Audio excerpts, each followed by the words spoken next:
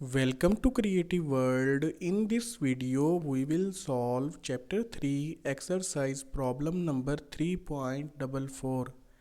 While solving this problem, we will be using Kirchoff's current law. According to this law, a cumulative current on a node inside an electrical network is always equal to 0. Sum of all entering currents on a node is always equal to sum of all leaving currents from that node. We also will be using Ohm's law. According to this law, voltage across any resistance R is the product of current through it and the value of resistance itself. Now move towards the problem. Exercise problem number 3.44. Use nodal analysis to determine the value of current I0 in given below figure.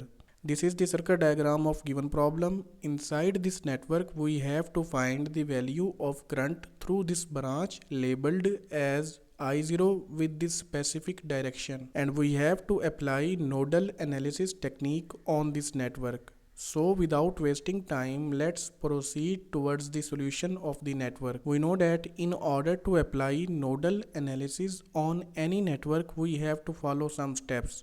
First step includes finding out the maximum number of node voltage equations that can be retrieved from that network. So using this equation, we can find out that figure. In this equation, n represents number of nodes exist in the network. In our case, there are 5 number of nodes. 5 minus 1 will be equal to 4. So maximum 4 number of node voltage equations can be retrieved from this network. If we focus on this network, already all non-reference node voltages are labeled. On this node, 6 volt will be appearing because of this voltage source. There are two non-reference nodes which have a voltage source connected between them. And we know that if a voltage source is connected between two non-reference nodes, we cannot solve that problem using simple nodal analysis technique. We have to switch towards supernode topology. In that technique, we have to merge that voltage source to its adjacent one of non-reference node voltage. I have made a separate video in which I have explained how to form a supernode and how to identify a supernode. Before the solution of this network, I will strongly recommend you to watch that video. Link to that video is given in description below. As we discussed in that video, we have to merge this voltage source one of its adjacent node voltage. For that purpose, first we have to write its voltage equation. Voltage across this dependent voltage source will be equal to the potential difference of these two non-reference node voltage. It can be written in mathematical form as V1 minus V3 equal to 2Vx. Here we are considering V1 is on higher potential than V3, that's why we have taken their difference as V1 minus V3. And if V1 is on higher potential, so the direction of current will be from this node to this node. In this case, current will enter from positive terminal of this dependent voltage source. That's why we have taken its value with positive sign. Now we want to merge this voltage source into this node V1. In that case, V1 will be equal to 2Vx plus V3. We can replace this node voltage V1 with 2Vx plus V3 and form a supernode here. Now we can proceed further. We have formed a supernode on this branch. In next step, we have to assume all unknown branch currents along with their directions. Now we will apply Kirchoff's current law one by one on non-reference nodes to find out their node voltage equations. We will start from this node. On this node, these three currents are entering while only one current is leaving. So entering currents are taken with positive sign and leaving current is taken with negative sign.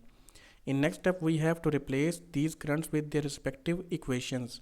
Current I1 will be equal to 2Vx plus V3 minus V2 divided by 1 kilo ohm. Current I2 will be equal to 6 volt minus V2 divided by 1 kilo ohm. And current Ix will be equal to V3 minus V2 divided by 1 kilo ohm, while current I0 will be equal to V2 divided by 1 kilo ohm. In order to omit all denominator values, we will multiply this equation on both sides with 1 kilo ohm. All denominator 1 kilo ohm values will cancel out with the product of 1 kilo ohm. only nominator values will left. Now add values having same variables together. The equation will become 2Vx plus 6 volt minus 4V2 plus 2V3.